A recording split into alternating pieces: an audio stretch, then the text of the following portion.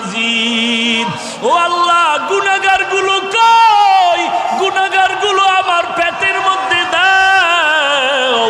আমি আল্লাহর কাছে আবদার করবে, আল্লাহ বলবে রে ও জাহান্নাম একটু অপেক্ষা কর, আমি আল্লাহ বিচারটা শেষ করিয়া নেই। বিচারটা শেষ করার পরে এরপরে তোর কাছে গুনাহগারগুলো পাঠায় দিব। জাহান্নাম থামতে রাজি না। আল্লাহ তাআলা বলেন, ও জাহান্নামের শিকল দিয়া ধরে রাখ, জাহান্নামকে শিকল দিয়া বেঁধে রাখ। ৭০,০০০ রহমতের ফেরেশতারা জাহান্নামটাকে বেঁধে ধরে রাখতে পারে না। আমার নবী সিজদায় পড়ে কাঁদেন, ও আল্লাহ, জাহান্নামের ভিড়াও ভিড়াও, আমার একটা উম্মত যেন জাহান্নামে না যায়। জাহান্নামের ভয় আমার নবী সিজদায় পড়ে কান্না শুরু করবেন। আল্লাহ বলেন, ও নবী আপনি একটুও কাঁদবেন না, আপনার উম্মতের জাহান্নামে আমি আল্লাহ দিব না। আল্লাহ কুদরতের হাতে একটু পানি দিয়া ফেরেশতাকে বলবে জাহান্নামের গায়ে ছিটায়া দাও।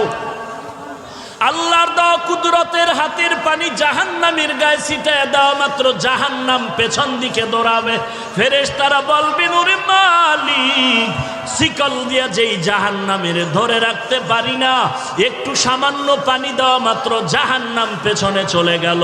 এটা কেমন বরকতের পানি? এটা কি জমজমের পানি নাকি কাউসারের পানি নাকি আবে হায়াতের পানি?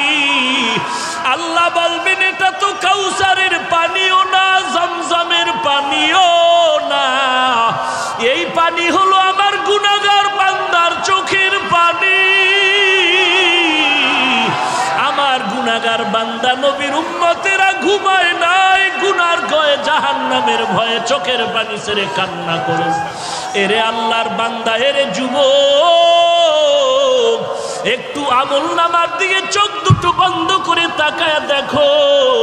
গুনার কারণে আমার হাত না পাক, আমার জিহ্বা না পাক, আমার অন্তর না পাক। গুনার কারণে আমার চোখ দুটো না পাক, আমার পা না পাক। আমার মতো জাহান্নামের আসামি আর কেউ নাই। আজকে এই ময়দানে চোখের পানি ছেড়ে আল্লাহকে মায়া করে ডাক দাও, রে মালিক,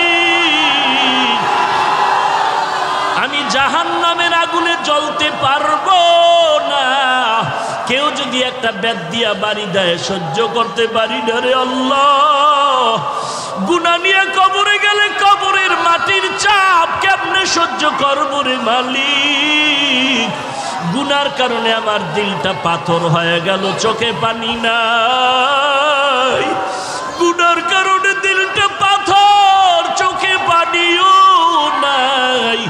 এরে আল্লাহর বান্দা, ডানে বামে তাকায় দেখ, কার চোখে পানি, কার চোখে পানি। হাতটা বাড়ায়া দোয়া নাও, কান্নাওয়ালার দোয়া খালি ফেরত যাবে না। ওরে কান্নাওয়ালা বান্দা, চোখের পানি ছেড়ে আল্লাহর কাছে ক্ষমা চাও। ও আল্লাহ, কারো আল্লাহ তুমি কাউকে খালি ফিরায় দিও না। জাহান্নাম থেকে মুক্তির ব্যবস্থা করে দাও। গুনাহ করে জীবনটারে নষ্ট করেছি, আজকে তওবা করলাম, আর গুনাহ করব না, আর গুনার পথে যাব না রে আল্লাহ। আর নামাজ ছাড়বো না, বেপরদায় চলবো না, মা বাবাকে কষ্ট দিব না, আলেম ওলামাদের বিরোধিতা করব না। আয় আল্লাহ, চোখ দিয়া গুনাহ করব না, হাত দিয়া গুনাহ করব না, জবান দিয়া গুনাহ করব না, পা দিয়া গুনাহ করব না। ও আল্লাহ, কুদরতের নজর দিয়া তাকায় দেখেন, আপনার পাগলের দলেরা চোখের পানি ছেড়ে আপনার দরবারে তওবা করে ক্ষমা চায়। আয় আল্লাহ, এই ময়দানে কি আপনার আপন বান্দা কেউ নাই? মেহেরবানি করে সবাইকে মাফ করে দেন। আল্লাহর নবী বলেন, বান্দা কান্না যদি না আসে, কান্নার বাহানা করো, তাতেও সওয়াব। কান্নার বাহানা করো, তাতেও সওয়াব। আল্লাহর কাছে কান্নাওয়ালা চক্ষু চাও, ও আল্লাহ কান্নাওয়ালা চক্ষু দান করেন। আল্লাহ কান্নাওয়ালা চক্ষু দান করেন আল্লাহ, কান্নাওয়ালা চক্ষু দান করেন আল্লাহ, জিকিরওয়ালা জিহ্বা দান করেন আল্লাহ, জিকিরওয়ালা জিহ্বা দান করেন আল্লাহ, জিকিরওয়ালা জিহ্বা দান করেন আল্লাহ, আখিরাতের ফিকিরওয়ালা কলব দান করেন আল্লাহ, গুনাহমুক্ত জিন্দেগি দান করেন ও মালিক। জীবনে আর গুনাহের পথে যাব না রে আল্লাহ, তওবার দরজায় আমাদের কবুল করে নাও। ওয়া ইযা সাআলাকা ইবাদি আন্নী ফা ইন্নী করিব উজিবু দাওয়াতাদ দাঈ ইযা দাআন ফালইস্তাজিবু লি ওয়ালইউমিনু বি লাআল্লাহুম ইয়ারশুদুন।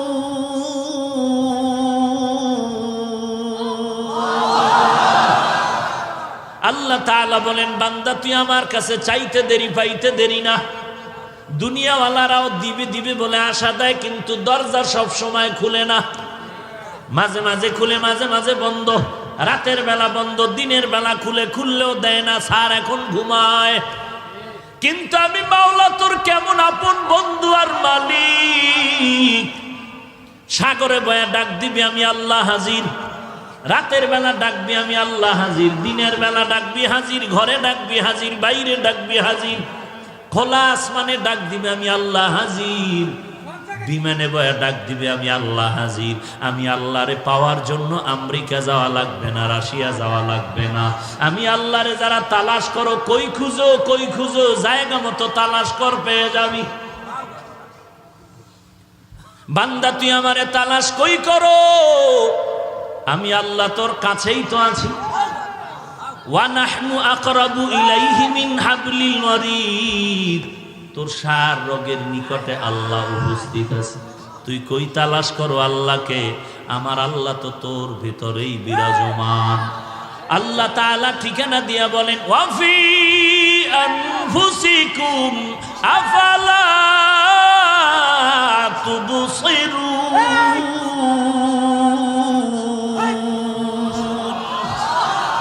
हर रंग में तू, हर बू में तू, हर जा में तू, हर दम, हर रंग में तू, हर बू में तू, हर जा में तू, हर दम। देखता हो जे दर चाहता हो आपके रहम करूम, देखता हो जे दर चाहता हो आपके रहम करूम। एरे अल्लाहर बंदा, পেট ব্যথা একজন আর চিল্লায়, আমি বলি এই মিয়া চিল্লাও কেন? কয় পেট ব্যথা। কয় পেট ব্যথার জন্য কি এত চিল্লাইতে হয়? हकीकत से तू दुनिया बेखबर है, दुनिया की नुमाइश पर नजर है। नमी गुयम के अज दुनिया जुदा बाश, बहर कारे के बाशी बा खुदावा। এই পাগল, বুঝো না কিছু? পুলিশে একটারে ধইরা আরে ফিডা, এমন ফিডা ফিরতেছে, বেদ দিয়া চোখে পানি নাই, হাউ খাউ করে, কিন্তু কি নাই চোখে? পুলিশের বেতের আঘাতেও বান্দার চোখে পানি নাই। কিন্তু এটা আমার মালিকের কেমন কুদরতের কারিশমা। স্টেজে আল্লাহর বান্দা বয়ান করে, আর ময়দানের পেছনে যুবক চিৎকার করে বেউস। ব্যাপারটাকে একটু চিন্তা কর। পুলিশের বেতের বাড়িতেও চোখে পানি নাই, অথচ আল্লাহর বান্দা চোখের পানি ছেড়ে কেন হাউমাউ করে চিল্লায়? ওরে তো বেত দিয়া মারা হইছে নাকি? এই পাগল, ওরে বেত দেওয়া হইছে? তাহলে এখানে না বলা হইছে, বয়ান করতেছে, ওই বান্দা কেন চিল্লায়? তোমার চোখে কেন পানি নাই? ওই বান্দা চিল্লায় কেন? বুঝতে হবে কি যেন হারিয়ে ফেলেছে, তারে তালাশ করে খুঁজে পায় না। কই তারে খুঁজতেছে, হঠাৎ করে মনে পড়েছে আমার মালিকের তো আমি খুঁজে পাই না। আমি কার নামের ইবাদত করি, কার নামের বয়ান শুনি, কার নামে টুপি দিলাম, কার নামে নামাজ পড়ি, কার নামে জিকির করি? আমি কারে সিজদা করি তিনি কে, সেই মালিকের তো আমি চিনি না। আল্লাহ তাআলা বলেন আমার পরিচয়ের স্থান হলো কোরআনের বাগান। এই বান্দার ভিতরে তামান্না যখন জমে গেল, আমার আল্লাহ কই, আল্লাহরে নামি আজ বাড়ি যাব না। আল্লাহ বলে না, আমি আল্লাহর পরিচয়টা যদি নিতে চাও, আল্লাহওয়ালার মজলিসে বসে আমার মাওলাকে মনের মতো ডাকতে থাকো। ডাকার মতো ডাক দিবি, জবাব পেতে আর দেরি হবে না। বান্দার অন্তরে যখন হাসরের ময়দানের ধ্যান খেয়াল মোরাকাবা ঢুকে গেল, বান্দা যখন বয়ান শুনে চিন্তা করলো নেক আমলওয়ালা জান্নাতে যাবে, গুনাহগারেরা জাহান্নামে যাবে, ঘোষণা কার? আরো জোরে বলো কার? বান্দা এগুলো শুনে চিন্তা করলো নেক আমল করলে জান্নাত, জান্নাত আরামের ঘর, গুনাহ করলে জাহান্নাম, জাহান্নাম গজবের ঘর। এখন নিজে নিজে চিন্তা করে আমি নেক আমলওয়ালা নাকি গুনাহগার। হিসাব মিলায় মিলায় দেখে আমার নামাজ পড়ি, রোজা রাখি, টুপি পরি, আসলে এগুলো আল্লাহর মহব্বতের মধ্যে নাই। নামাজটা নামাজের মতো হয় না, জিকিরটা জিকিরের মতো হয় না, নামাজ নামাজের মতো পড়তে পারি না, যেইভাবে জিকির করা দরকার ওইভাবে জিকির করতে পারি না, যেইভাবে নবীর সুন্নাতের আমল করা দরকার ওইভাবে আমল করতে পারি না। তখন ধ্যান খেয়ালটা জাহান্নামের দিকে যায়, জাহান্নামের দিকে যায়। এমনভাবে চলতে থাকে, মনে হয় যেন বান্দা ধ্যান করতে করতে এমন এক হালাত তৈরি হয়, মনে হয় যেন আমার মরণটা আসিয়াই গেল, মনে হয় যেন আমি এখন কবরের মধ্যে শুয়েই পড়লাম, মনে হয় যেন আমার গুনার কারণে দুই পার্শ্বের মাটির চাপ শুরু হয়ে গেল, মনে হয় যেন আমার গুনার কারণে কবরের ভিতরে জাহান্নামের আগুন, মনে হয় যেন হাসরের ময়দানটা কায়েম হয়ে গেল, মনে হয় যেন আল্লাহ ডাক দিয়ে বলে লিমানিল মুলকুল ইয়াউম লিল্লাহিল ওয়াহিদিল কাহ্হার। হাসরের ময়দান কায়েম হয়ে গেল, আমি তো নেক আমলওয়ালা না, আমি তো বড় গুনাহগার। হাসরের ময়দানে মনে হয় নবীর কথা মতে সূর্যটা মাথার উপরে নেমে আসবো, সূর্যের একটা মুখ না 12টা মুখ জমিনের মধ্যে ফিরানো। আল্লাহ অর্ডার করে সূর্য তোর যত তাপ আছে জমিনে ছাড়িয়া দে, সূর্যের তাপে জমিনটা তামা হয়ে যাবে। ইন্নাল আবরারা লাফি নাঈম ওয়া ইন্নাল ফুজ্জারা লাফি জাহিম। নেক আমলওয়ালারা জান্নাতে যাবে, গুনাহগার যারা তারা জাহান্নামে যাবে। ঘোষণা কার? ফারিকুন ফিল জান্নাহ ওয়া ফারিকুন ফিস সাঈর। রাস্তা দুইটা, একটা জান্নাতের আর একটা জাহান্নামের। জাহান্নামে কারা যাবে তাও আল্লাহ কোরআনে স্পষ্ট বলেছেন, জান্নাতে কারা যাবে তাও স্পষ্ট বলে দিয়েছেন। নেক আমলওয়ালা জান্নাতে যাবে, গুনাহগার যারা তারা জাহান্নামে যাবে। এবার জানায় দিছেন জান্নাতটা কেমন, জাহান্নাম কেমন।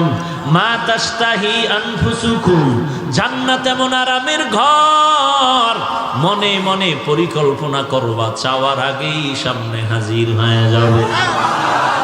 যেখানে অশান্তি বলতে কিছু নাই, আরাম আর আরাম। বান্দা তুমি চাওয়ার আগে পেয়ে যাবে। জাহান্নামটা কেমন আল্লাহ তাও বিস্তারিত কোরআনের আয়াত দিয়া বয়ান করেছেন।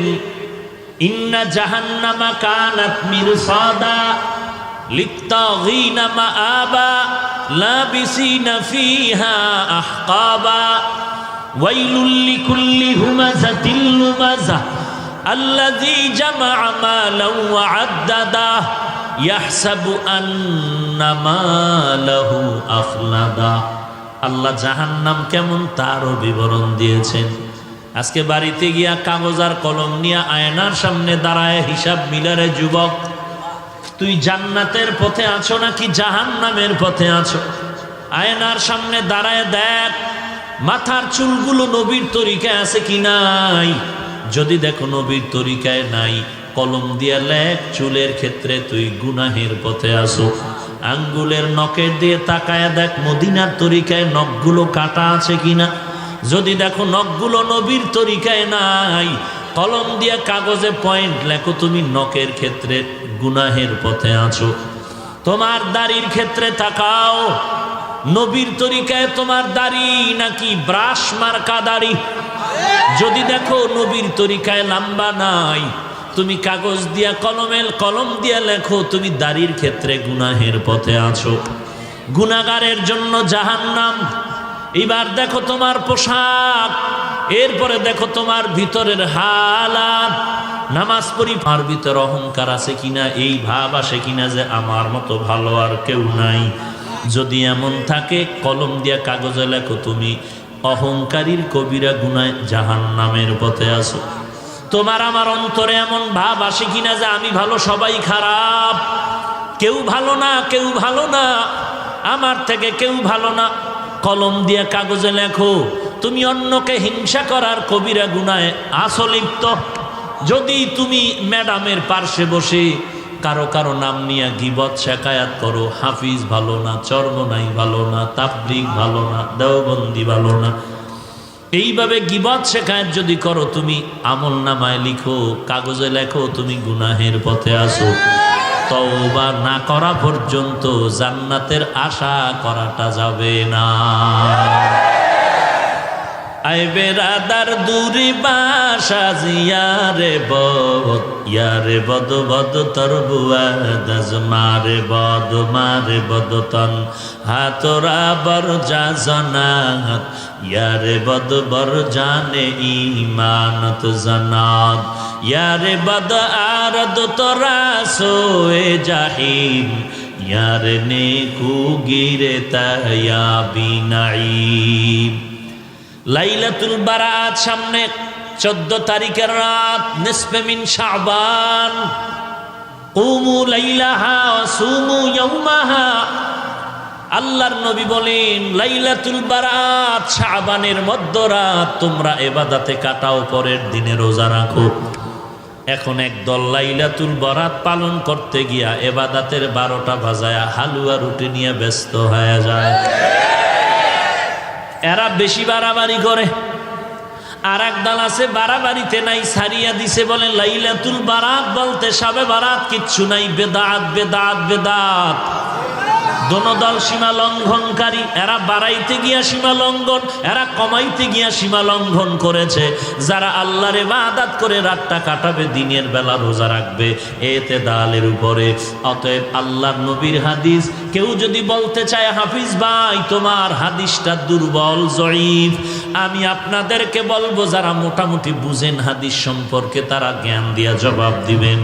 জয়ীফ বলতে কি নবীর হাদিসটা দুর্বল নাকি বর্ণনাকারী দুর্বল? বর্ণনাকারী দুর্বল, কিন্তু রসুলের একটা কথাও দুর্বল না। তুমি হাদিসকে সহি বলো আর জয়ীফ বলো, সব নবীর কথা। অতএব নবীর কথা ছোট নাই বড় নাই, উম্মতের কাছে পাহাড় সমতুল্য। অতএব নবীর হাদিস জয়ীফ হলেও নবীর কথা, সহি হলেও নবীর কথা। বর্ণনাকারীদের যোগ্যতার কম বেশিতে মানে গিয়া সহি আর জয়ীফ হয়ে গেল। জয়ীফ হলেও তো নবীর কথা। এই কথাটাকে যদি তুমি বলো বেদাত বেদাত বলে উড়ায়া দাও, বাঁকা নজরে তাকাও, তোমার কলিজাটা বাঁকা হয়ে যাবে। 2 নাম্বার কথা, তুমি লাইলাতুল বারাত সম্পর্কে সহি হাদিস কতটা চাও আসো। মুহাদ্দিসিনে কেরামগণের বর্ণনা মতে, রায় মতে সহিহ হাদিস আছে লাইলাতুল বারাত সম্পর্কে অনেকগুলো। সব কথার ফলাফল লাইলাতুল বারাত কোরআন সুন্নাহর আলোকে স্বীকৃত। যারা বলবে লাইলাতুল বারাত বেদাত, নাই নাই, আমরা এতটুকু কিচ্ছু বলবো না, হিংসা গালিও দিব না, তবে এতটুকু জানবো তারা নবীর হাদিস মানে না, কোরআন মানে না। আমরা শুধু এতটুকু অন্তরে ধারণা রাখবো তারা হাদিস মানে না। কোনো গালি দেওয়ার দরকার নাই, বিচারক তো আল্লাহ আছেন। আমার গালি দিয়া খামখা গুনাহ নেওয়ার দরকার নাই, আমার গীবত শেকায়াত করে গুনাহ নেওয়ার দরকার নাই, কারণ নাম বলে উল্টা পাল্টা মন্তব্য করার দরকার নাই। আল্লাহ তো মাঝে মাঝে দেখায় দেয়, একটা অন্যায় 1 বার 2 বার 3 বার করলে মাও সন্তানকে ছাড় দেয় না। একটা অন্যায় 1 বার 2 বার 3 বার করলে ছাত্রকে ওস্তাদ ছাড় দেয় না। আমার আল্লাহও কিন্তু দিবেন না। একবার, দুইবার, তিনবার, বারবার বারবার অন্যায় করতেছো, আল্লাহ বারবার ডাকে, বান্দা তওবার দরজায় আয়। কুল ইয়া ইবাদিয়াল্লাযীনা আসরাফু আলা আনফুসিহিম লা তাকনাতু মির রাহমাতিল্লাহ ইন্নাল্লাহা ইয়াগফিরুয যুনুবা জামিআ।